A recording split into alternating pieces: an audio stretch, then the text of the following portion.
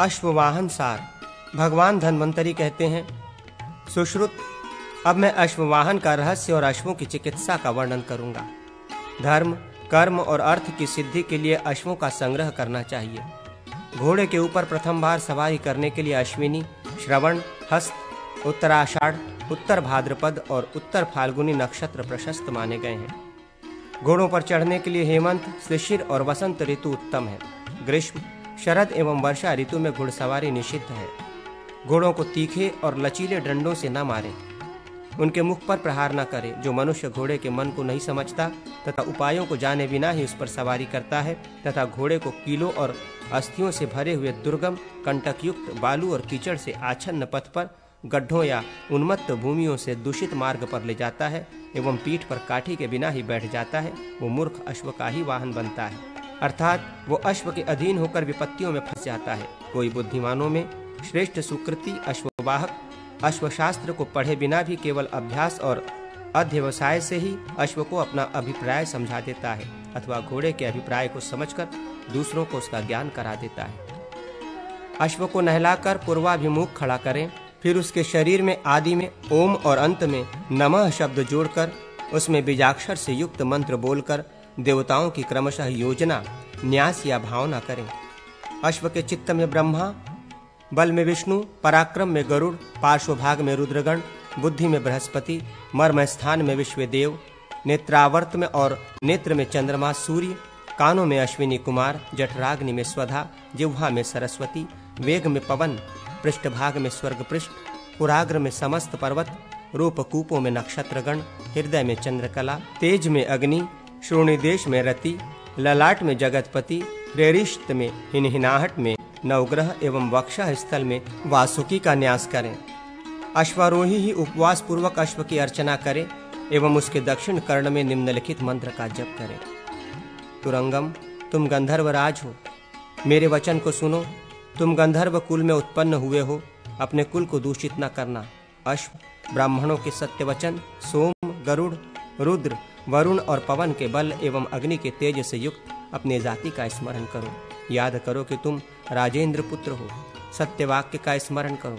वरुण कन्या वारुणी और कौस्तुभ मणि को याद करो। जब दैत्यों और देवताओं द्वारा क्षीर समुद्र का मंथन हो रहा था, उस समय तुम देवकुल में प्रादुर्भूत हुए थे।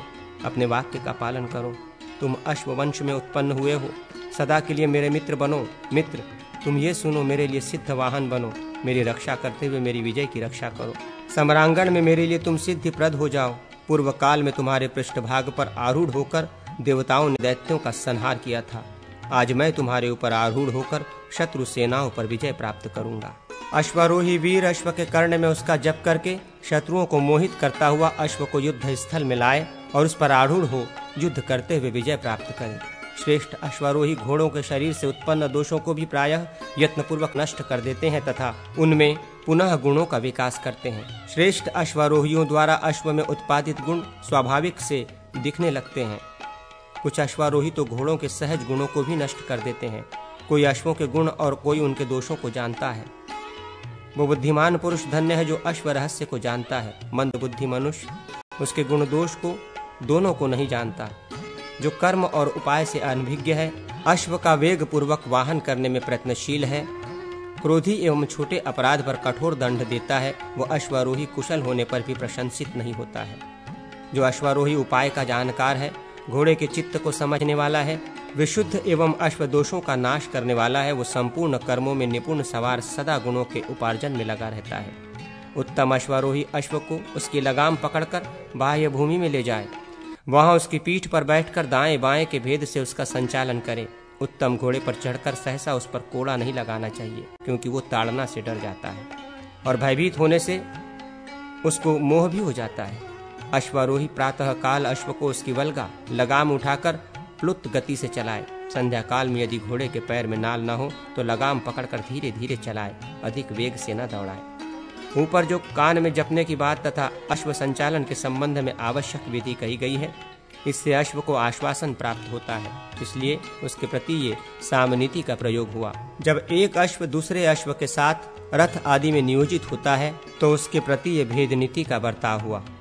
कोड़े आदि से अश्व को पीटना, ये उसके ऊपर दंड नीति का प्रयोग है। अश्व को अनुकूल बनाने के लिए जो काल विलंब सहन किया जाता है या उसे चाल सीखने का अवसर दिया जाता है, ये उस अश्व के प्रति दान नीति का प्रयोग समझना चाहिए।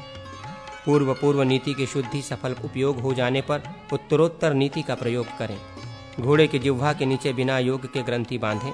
अधिक से अधिक 100 गुने सूत को मटकर बनाई गई वल्गा लगाम को घोड़े के दोनों गलफरों में घुसा दें। फिर धीरे धीरे वाहन को भुलावा देकर लगाम ढीली करें। जब घोड़े की जिह्वा आहीना अवस्था प्राप्त हो तब जिह्वातल की ग्रंथि खोल दें। जब तक अश्व स्तोभ स्थिरता का त्याग न करे तब तक गाढ़ता का मोचन करें। लगाम को अधिक न कसे। उरस्त्राण को तब तक खूब कसा रखें जब तक अश्व मुख से लार गिराता रहे। जो स्वभाव से ही मुंह ऊपर किए रहे उसी अश्व का उरणस्त्राण खूब कसकर श्रेष्ठ घोड़सवार उसे अपने सृष्टि संकेत पर लीला पूर्वक चला सकता है। जो पहले घोड़े के पिछले दाएं पैर से दाई वल्गा संयोजित कर देता है उसने उसके दाएं पैर को काबू में कर लिया। इसी क्रम से जो बाईं वल्गा से घोड़े के बाएं पैर को संयुक्त कर देता है उसने भी उसके वाम पैर पर नियंत्रण पा लिया। यदि अगले पैर परित्यक्त हुए तो आसन सुदृढ़ होता है। जो पैर दुष्कर मोटन कर्म में अपहृत हो गए अथवा बाएं पैर में हीन अवस्था आ गई, उसी स्थिति का नाम नाटकायन है। हनन और गुणन क्रमों में खलिकार होता है। बारंबार मुख व्यावर्तन अश्व का स्वभाव है। ये सब लक्षण उसके पैरों पर नियंत्रण पाने के कारणभूत नहीं है। जब देख लें कि घोड़ा पूर्णतः विश्वस्त हो गया है तब आसन को जोर से दबाकर अपना पैर उसके मुख से अड़ा दें। ऐसा करके उसकी ग्राह्यता का अवलोकन हितकारी होता है। रानों द्वारा जोर से दबाकर लगाम खींचकर उसके बंधन से जो घोड़े के 2 पैरों को ग्रहित आकर्षित किया जाता है वो उद्दकन कहलाता है।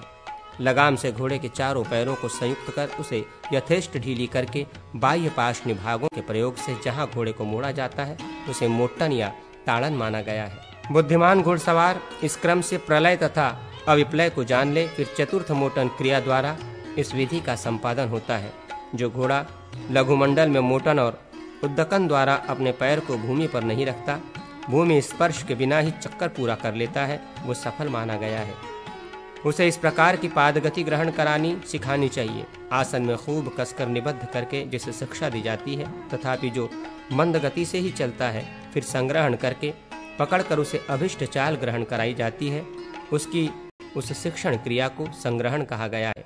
जो घोड़ा स्थान में स्थित होकर भी व्यग्रचित्त हो जाए और उसके पार्श्व भाग में ऐंठ लगाकर लगाम खींचकर उसे कंटक पान लगाम के लोहे का आस्वादन कराया जाए तथा इस प्रकार पार्श्व भाग में किए गए इस पाद प्रहार से जो खलीकृत होकर चाल सीखे उसका वो शिक्षण खलिकार माना गया है। तीनों प्रकार की गतियों में भी जो मनोवांछित पैर चाल नहीं पकड़ पाता है उस दशा में डंडे से मारकर जहां वो पाद ग्रहण कराया जाता है वो क्रिया हनन कही गई है। जब दूसरी वल्गा लगाम के द्वारा 4 बार खलीकृत करके अश्व को अन्यत्र ले जाकर उच्छ्वासित करके वो चाल ग्रहण कराई जाती है तब उस क्रिया को उच्छ्वास नाम दिया जाता है। स्वभाव से ही अश्व अपना मुख बाह्य दिशा की ओर घुमा देता है। उसे यत्नपूर्वक उसी दिशा की ओर मोड़कर वहीं नियुक्त करके जब अश्व को वैसी गति ग्रहण कराई जाती है तब इस यत्न को मुखाव्यावर्तन कहते हैं। क्रमशः तीनों ही गतियों में चलने की रीति ग्रहण कराकर फिर उसे मंडल आदि 5 धाराओं में चलने का अभ्यास कराएं। ऊपर उठे हुए मुख से लेकर घुटनों तक जब अश्व शिथिल हो जाए तब उसे गति की शिक्षा देने के लिए बुद्धिमान पुरुष उसके ऊपर सवारी करे तथा जब तक उसके अंगों में हल्कापन या फुर्ती न आ जाए तब तक उसे दौड़ाता रहे। जब घोड़े की गर्दन कोमल, मुख हल्का और शरीर की सारी संधियां शिथिल हो जाएं, तब वो सवार के वश में होता है। उसी अवस्था में अश्व का संग्रह करे। जब वो पिछला पाद गति ज्ञान न छोड़े तब वो साधु अच्छा अश्व होता है। उस समय दोनों हाथों से लगाम खींचें। लगाम खींचकर ऐसा कर दें जिससे घोड़ा ऊपर की ओर गर्दन उठाकर एक पैर से खड़ा हो जाए। जब भूतल पर स्थित हुए पिछले दोनों पैर आकाश में उठे हुए दोनों अग्रिम पैरों के आश्रय बन जाएं, उस समय अश्व को मुट्ठी से संधारण करें। सहसा इस प्रकार खींचने पर जो घोड़ा खड़ा नहीं होता, शरीर को झकझोरने लगता है, तब उसको मंडलाकार दौड़ाकर साधे वश में करें। जो घोड़ा कंधा कपाने लगे उसे लगाम से खींचकर खड़ा कर देना चाहिए। गोबर, नमक और गोमूत्र का काथ बनाकर उसमें मिट्टी मिला दें और घोड़े के शरीर पर उसका लेप करें। यह मक्खी आदि के काटने की पीड़ा तथा थकावट को दूर करने वाला है। सवार को चाहिए कि वो भद्र आदि जाति के घोड़े को मांड दे। इससे सूक्ष्म कीट आदि के दंशन का कष्ट दूर होता है। भूख के कारण घोड़ा उत्साह शून्य हो जाता है, अतः मांड देना इससे भी लाभदायक है। घोड़े को उतनी ही शिक्षा देनी चाहिए जिससे वो वशीभूत हो जाए। अधिक सवारी में जोते जाने पर घोड़े नष्ट हो जाते हैं। यदि सवारी न ली जाए तो वे सिद्ध नहीं होते। उनके मुख को ऊपर की ओर रखते हुए ही उन पर सवारी करें। मुट्ठी को स्थिर रखते हुए दोनों घुटनों से दबाकर अश्व को आगे बढ़ाना चाहिए। गोमूत्राकृति, वक्रता, वेणी, पद्ममंडल और मालिका, इन चिन्हों से युक्त अश्व पंचोलूखलिक कहे गए हैं। ये कार्य में अत्यंत गर्विले कहे गए हैं। इनके 6 प्रकार के लक्षण बताए जाते हैं: संक्षिप्त, विक्षिप्त, कुंचित, आंचित, वल्गित और अवल्गित। गली में या सड़क पर 100 धनुष की दूरी तक दौड़ाने पर भद्र जातीय अश्व सुसाध्य होता है। मंद 80 धनुष तक और दंडैक मानस 90 धनुष तक चलाया जाए तो साध्य होता है। मृगजघन्य या मृग जातीय अश्व संकर होता है। वो इन्हीं के समन्वय के अनुसार 80 या 90 धनुष की दूरी तक हाँकने पर साध्य होता है। शक्कर, मधु और लाजा, धान का लावा खाने वाला ब्राह्मण जातीय अश्व पवित्र एवं सुगंध युक्त होता है। क्षत्रिय अश्व तेजस्वी होता है। वैश्य अश्व विनीत और बुद्धिमान हुआ करता है और शुद्ध अश्व अपवित्र, चंचल, मंद, कुरूप, बुद्धिहीन और दुष्ट होता है। लगाम द्वारा पकड़ा जाने पर जो अश्व लार गिराने लगे उसे रस्सी और लगाम खोलकर पानी की धारा से नहलाना चाहिए। अब अश्व के लक्षण बतलाऊंगा जैसा कि शालिहोत्र ने कहा था।